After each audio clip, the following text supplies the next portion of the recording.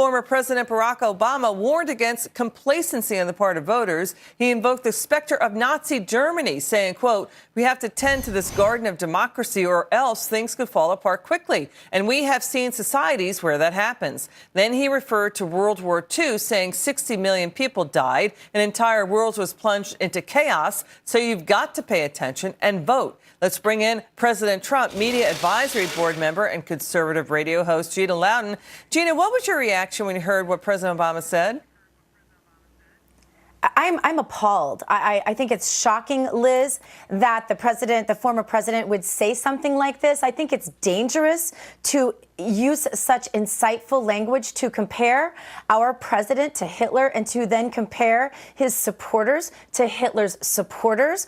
I think it's inciting violence. It could be, theoretically. And I think it's dangerous. And does that make it, if you really believe that Trump is Hitler, as Obama's indicating, does that make it okay to burn a college campus when you have a conservative speaker coming? Does that make it okay to hurt somebody just because they're a Trump supporter? Because certainly most people would rationalize that it would have been okay to do such things to have prevented the Holocaust. So very dangerous language coming from our former president, irresponsible. Critics have said President Barack Obama was unhinged. Others are saying, no, he meant to say it. He did that on purpose. And, by the way, Gina, isn't this a policy issue? If you don't like Trump's policies, just vote him out. We don't have laws that give the president, executive decrees and power to, seize total control. I mean, so if you don't like him, vote him out, vote the Republicans out, right?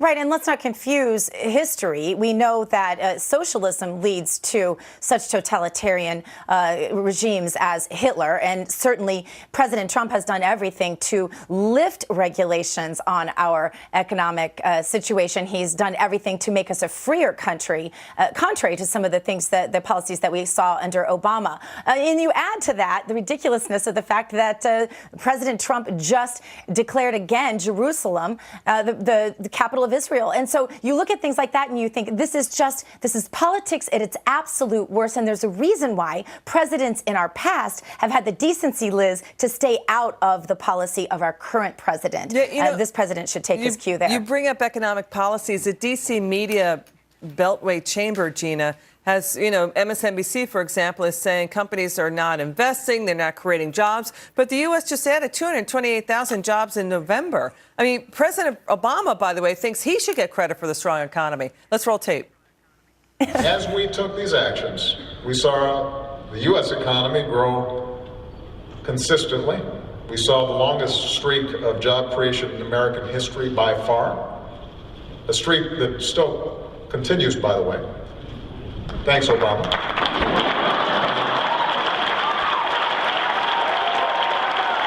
Gina, he's throwing fastballs. Government jobs were created, right? President Obama created 11 million jobs. That ranks up there with Jimmy Carter's 10 million. I mean, Reagan and Bill Clinton beat Obama by far. Go ahead.